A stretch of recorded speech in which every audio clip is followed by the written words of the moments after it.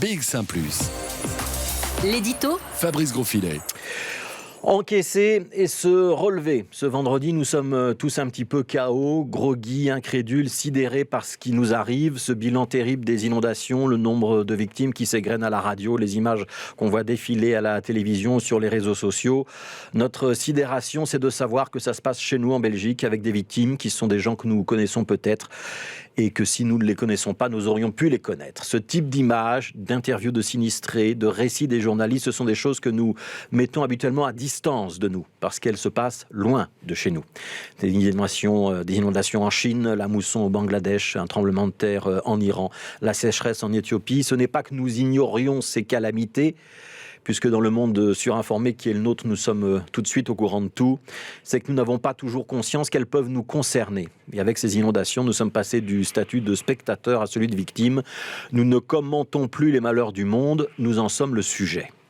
De toutes ces images télévisées qui montrent des maisons éventrées ou en incendie, des familles avec des enfants réfugiés sur les toits, des torrents de boue qui emportent les voitures, notre mémoire ne sait pas quoi retenir. Nos rétines aussi sont noyées par ce flot ininterrompu d'images chocs accompagnés de commentaires alarmants et de témoignages terrifiants.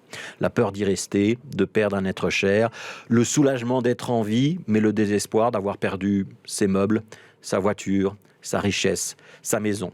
À ces vidéos qui nous hypnotisent, les gens de ma génération préfèrent parfois une photo arrêtée, parce qu'elle est aussi forte, mais qu'elle nous permet un arrêt sur image, donc le temps de réfléchir, le temps de nous arrêter sur nos émotions, et de ne pas être déjà emporté par l'image suivante. Ce matin, plusieurs clichés très forts sont donc à la une de vos journaux. Dans la Libre Belgique, une femme qui porte un sac poubelle sur la tête, qui traverse une rue avec de l'eau jusqu'à la poitrine. Autour d'elle, les toits des voitures, qui affleurent et des débris en tout genre. Autre cliché, à la une de l'Écho et de la Dernière Heure, qui ont choisi la même photo, une colonne de passants qui longe des murs, de l'eau au-dessus de la taille. La première de cordée est une femme qui porte son enfant. Les autres ont des sacs, ce qui est nécessaire pour eux ou le plus important à sauver. Les regards sont hébétés, l'angoisse palpable, les maisons de briques, les panneaux de signalisation, le décor nous rappellent que c'est bien que chez nous que ça se passe. Alors ce matin, on encaisse et on se relève aussi. Dans certaines communes, la décrue permet déjà de passer à l'action. On déblaye, on racle, on nettoie, on s'occupe des sinistrés, des centaines et des centaines de familles qu'il va désormais falloir reloger. Depuis 24 heures, on voit sur les réseaux sociaux se multiplier les propositions d'hébergement. On a lancé des collectes de vivres, de vêtements. On sait qu'il va falloir ravitailler les populations en eau potable aussi.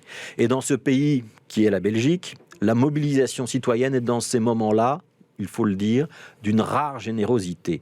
Elle double l'initiative des pouvoirs publics, parfois même elle les surpasse en volume, en rapidité ou en efficacité. Alors ces collectes, elles ont lieu notamment à Bruxelles et il faut ensuite les porter sur place. Dès hier soir déjà, plusieurs groupes de Bruxellois étaient en route pour Liège. Ils ont posté des vidéos, émis des témoignages sur les réseaux sociaux. Pour certains, il s'agissait d'apporter de premiers vivres, pour d'autres, de donner juste un coup de main et pour certains même de secourir les personnes en détresse. Beaucoup de bonne volonté donc, qui ne doit quand même pas faire oublier le danger, parce que le secours en eau profonde ou avec un fort courant, ça ne s'improvise pas et se mettre en danger soi-même, ce n'est pas une manière d'aider les autres.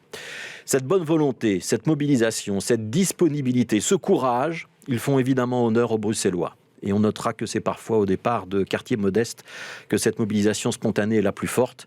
Peut-être parce que quand on a l'habitude d'être soi-même parfois en difficulté, on sait que pour ceux qui sont encore plus dans cette difficulté, l'aide est précieuse. Et savoir que dans ces moments-là, on appartient à une communauté où les membres frappés par le mauvais sort peuvent compter sur la mobilisation de ceux qui ont été épargnés, c'est déjà peut-être un sentiment qui nous permet de nous relever.